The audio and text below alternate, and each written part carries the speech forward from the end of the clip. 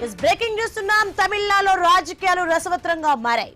ప్రభుత్వం ఏర్పాటు చేసేందుకు టీవీకే చీఫ్ విజయ్ ముమ్మర ప్రయత్నాలు చేస్తున్నారు. గవర్నర్ విశ్వనాథ్ ఆర్లేకర్ తో మరోసారి భేటీ అయ్యారు. నిన్న కూడా గవర్నర్ ను టీవీకే అధినేత విజయ్ బృందం కలిసింది. ప్రభుత్వ ఏర్పాటుకు అవసరమైన 118 మంది ఎమ్మెల్యేల సంతకాలతో రావాలని గవర్నర్ సూచించారు. ఇవాళ మరోసారి గవర్నర్ తో విజయ్ సమావేశం కావడంపై సర్వత్రా ఆసక్తి నెలకొంది. మరోవైపు సుప్రీంకోర్టుకు వెళ్లే యోచనలో టీవీకే అధినేత విజయ్ ఉన్నారని తెలుస్తోంది. ప్రభుత్వ ఏర్పాటుకు అతిపెద్ద పార్టీని గవర్నర్ పిలవకపోవడంతో కోర్టుకు వెళ్లనున్నారని ఆ పార్టీ వర్గాలు చెబుతున్నాయి.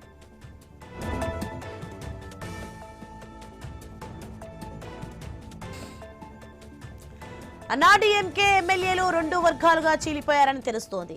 టీవీకేకి మద్దతు ఇవ్వాలని ఓ వర్గం పట్టుబడుతోందని సమాచారం.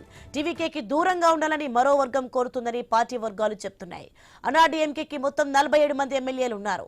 పుదుచ్చేరిలోని రిసార్ట్లో 30 మంది అన్నాడీఎంకే ఎమ్మెల్యేలు ఉన్నారు. టీవీకేకి మద్దతు ఇవ్వాలన్న అన్నాడీఎంకే ఎమ్మెల్యేలనే రిసార్ట్కు తరలించారని తెలుస్తోంది. డీఎంకే కూటమిలోని పార్టీలు మద్దతు ఇవ్వకపోతే అన్నాడీఎంకేలోని వ్యతిరేక వర్గంపై టీవీకే ఫోకస్ చేసిందని ప్రచారం జరుగుతోంది.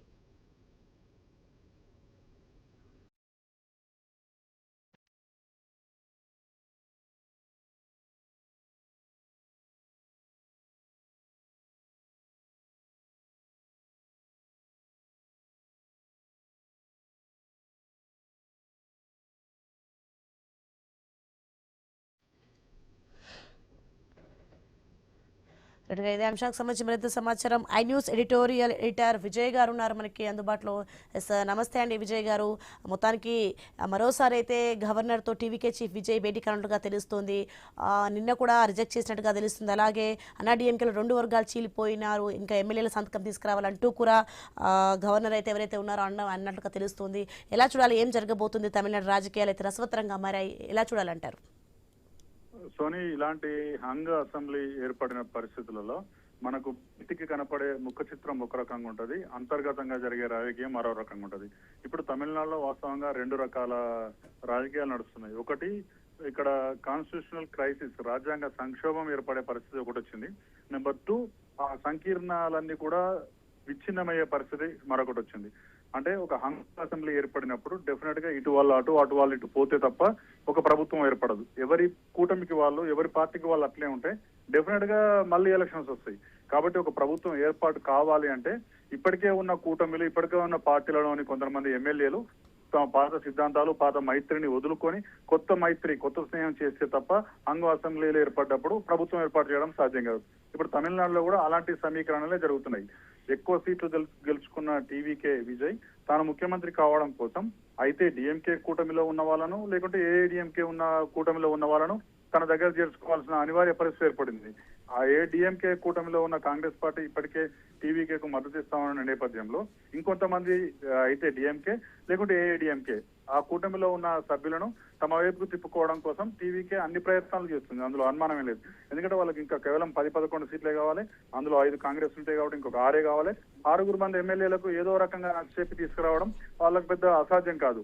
ఈ క్రమంలో అధికారం మనకే ఉంటుంది, మనం ఇంకో పార్టీకి పోవాల్సిన అవసరం లేదు అనే నమ్మకం కనుక డిఎంకే వాళ్ళు కానీ ఏఐడిఎంకే వాళ్ళు కానీ తమ ఎమ్మెల్యేలకు కల్పిస్తే వాళ్ళు టీవీకే వైపు పోయే అవకాశం లేదు. ఒకవేళ అధికారంలోకి రాము అని కనుక అనుకుంటే ఖచ్చితంగా ఎమ్మెల్యేలు అధికార పక్షం వైపు పోయే అవకాశం ఉంటుంది.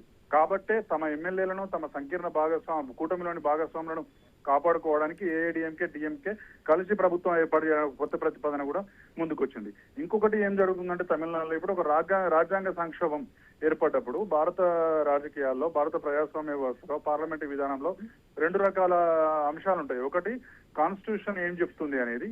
నెంబర్ 2, సాంప్రదాయాలు ఏం చెప్తున్నాయి అనేది. కాన్స్టిట్యూషన్ ఏం చెప్తుంది అంటే ఎక్కువ మంది ఎమ్మెల్యేలు ఉన్న పార్టీని ప్రభుత్వం ఏర్పాటు చేయడానికి ఆహ్వానించాలి.